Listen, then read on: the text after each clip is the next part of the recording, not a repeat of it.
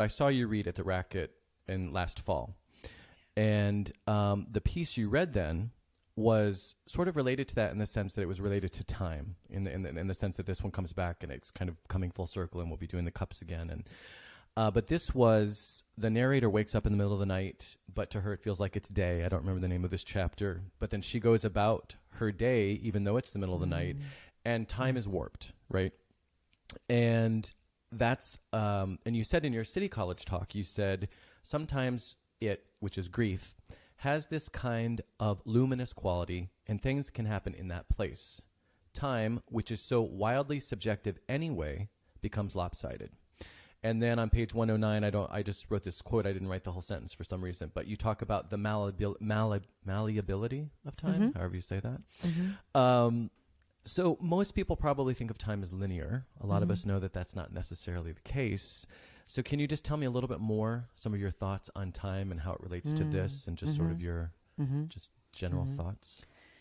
You know, my experience, and this has also been studied, but and every we have measured time. We know this, right?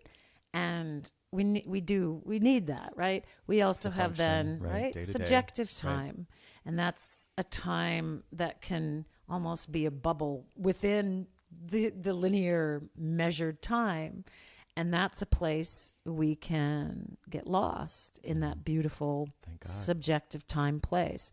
Not always so beautiful, but it depends on where you're going.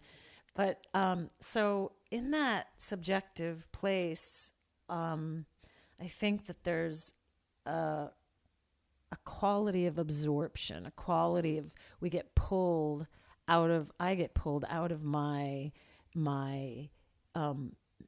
narrow self. It's such a relief, and I actually become lost in something larger than myself, larger than my own obsessions, larger than the limits of my own imagination, larger than the limits of my own petty emotions. And they can be petty. I don't believe that for a second. I don't believe that. So that luminous quality with time and place, of course, because they can't be separated. They're inextricable. But right, the sun creates time, so that I forget that the earth is actually moving. I mean, we know this, right? But it's really moving. And sometimes when I'm in a subjective time place, there's more of a sense of the earth tilting around, right? And the sun moving, but it's not necessarily at all measured, you know? Like in that story, it's waking up in the middle of the night and it's morning, or waking up in the morning and it will be night, because she's not in sync with the measured time of the world right then. She's not, because of her grief. Yeah, because of her grief and this other place that she's inhabiting emotionally. It takes her into this other psychology and this other physical, visceral sensation that I then languaged into in a way that was languaging into the actual experience, the visceral experience, the psychological, spiritual experience.